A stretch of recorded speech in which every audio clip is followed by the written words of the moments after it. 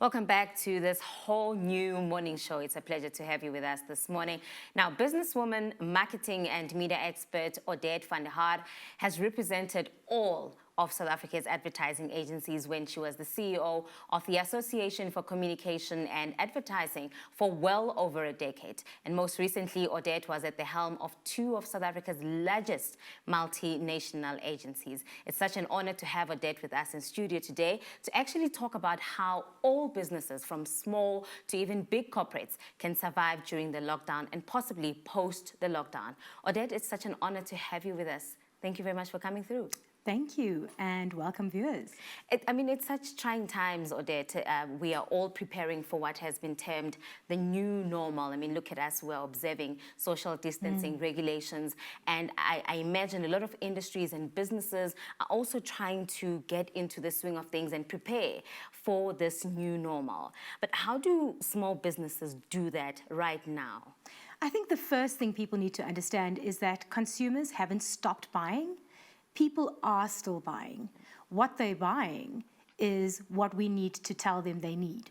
And small businesses, as well as large businesses, can't afford right now to stop being in the media presence, stop advertising their products, because out of sight will be out of mind. Definitely. Let's talk about someone who has lost their job. Meaning they no longer have an income. This is a rude awakening for them.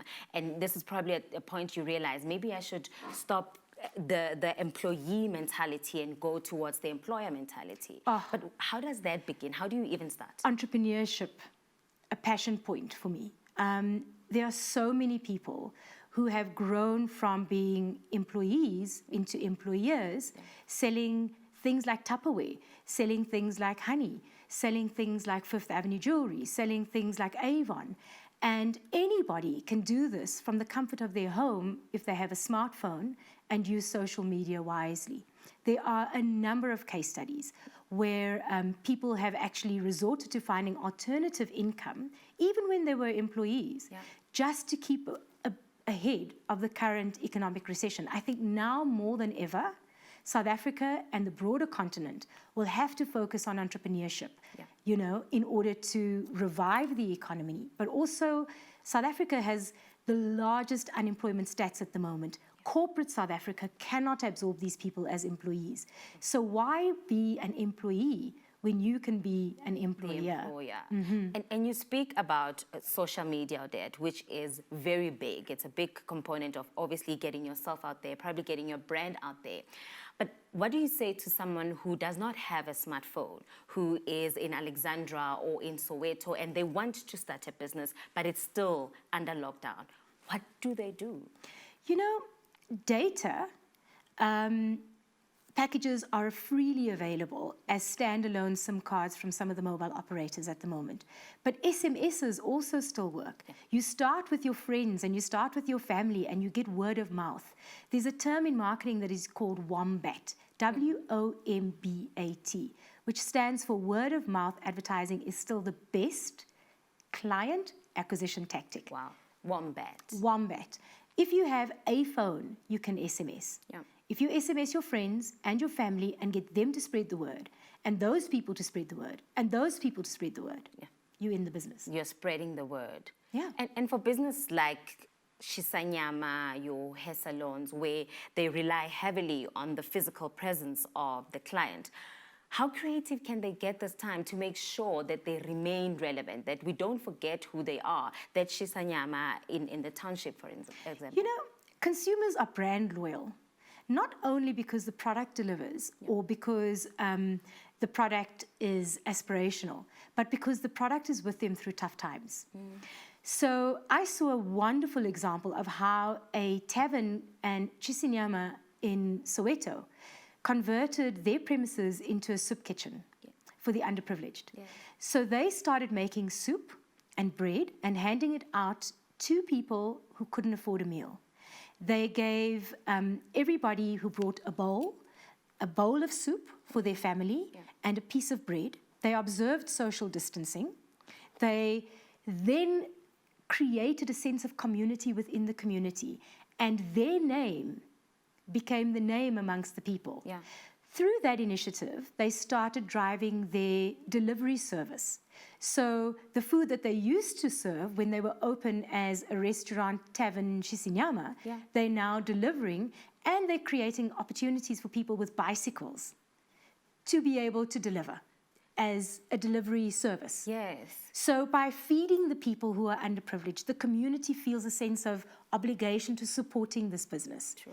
And whilst they may not be selling alcohol and being a social hotspot anymore, they are still selling food. Yeah. So they are still able to cover some of their overhead versus being completely shut down. Yeah. And they're helping the community Being by getting socially people responsible. with bicycles Yeah. earn an income to activate a delivery service. So there actually are opportunities even during times of crises. Because sometimes Absolutely. people feel if you use this time, then you are labeled as being opportunistic. No, I don't think it's about being opportunistic.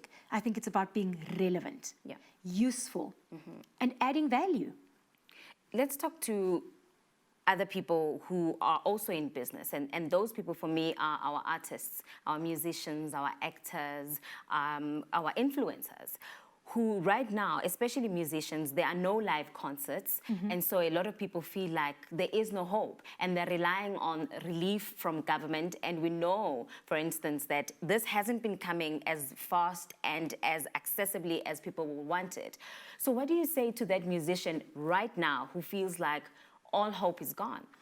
Well, one has to empathize because no work, no pay, right? Perfect. But look at Billie Eilish, a young musician in the US. Traditionally, the music industry is, an artist is established by launching a single via radio stations and then appearing at gig after gig after gig in order to get some traction for their career. Billie Eilish launched her singles solely on Spotify, created her music in her brother's bedroom, used things like matchsticks for acoustics, and created the most incredible songs that have hit the charts and is one of the most awarded and played artists without ever playing, as a traditional musician would have, in a gig, using Spotify online platform, and innovation from the comfort of her home.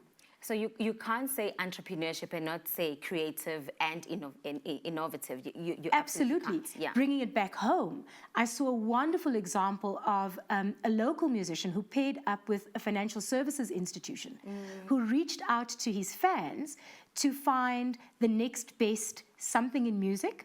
What the financial services company did was realize that this local musician has an enormous fan base and a wonderful reputation. They paired up, and just via social media, they have a whole reality show going. And the fans are engaged because the musician keeps asking the fans, who do you think this video should win? Yes. And the fans are activated, the musician stays relevant to his fans, and a huge financial services company that was forward-thinking and innovative, not to mention brave, during this time when their competitors are not advertising, they're reaching hundreds of thousands of people. And it also means that the personal brand also does not die down. Absolutely. Yeah. Relevance, presence, and something to offer. What are people doing during lockdown? They're glued to their TVs. So you'd be foolish not to be advertising on TV. They're glued to social media. So you'd be foolish not to be advertising via social digital platforms. So what do you say then to someone who right now is thinking, for instance, of doing content online? How do they establish that personal brand? Let's take TikTok. Yes. TikTok didn't exist a while ago. It started with 15-second videos of absolute craziness. People making sounds. Yes. And followers growing by the hundreds of thousands. Yeah. It was something different. It was something entertaining, something new and something fresh, right? Yes. So all you need to do is look to what exists already and then look at how you can make it totally innovative. Yeah.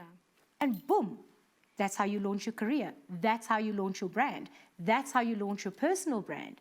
That's how you launch your little business. Yes. That's how you keep your business relevant. And this is irregardless of the fact that we are going through a pandemic. Yes. Companies are retrenching their staff. how, particularly, let's look at the marketing and advertising industry. How do they bounce back after the lockdown? We'll start with the corporates and then we'll move to the smaller business. There's a wonderful case study of Procter & Gamble, who after World War II, when the soldiers returned back from war, created a huge unemployment crisis. The economy globally was recessed, and the only medium for advertising at that stage was print, through the newspapers and pamphlets and posters. Radio at the time was used for people to connect with what was happening regarding the war. So families would huddle around the radio to listen for updates regarding where the world war was at. When the soldiers returned and the war was over, it seemed like radio was a redundant medium, yes. right? Yeah. Procter & Gamble saw an opportunity. They saw a captive audience around the radio, and they started telling stories on the radio. They then sponsored it with Ma Perkins soap, and that's where the coin phrase soap opera comes from. Wow. Not only did they advertise product, first of its kind, via radio, they established radio as a new medium for advertising. Look, Odette, if I was in business and I'm hearing everything that you're saying now, I would be revived. And we will be seeing you more and more on the show going forward. What is the message that we want to take out to our viewers who will be tuning in, watching us speak about business every single week? Is your glass half full or is it half empty? Are you sitting and waiting for a handout, or are you going to be the person doing the handing out? Wow. Right. That was Odette van der Haar speaking to us about how to survive the lockdown and how to bounce back after the lockdown. Odette will be joining us every single week here on the show. You do not want to miss all of the insights that she will be sharing with us. Let's take a short ad break. Stay tuned.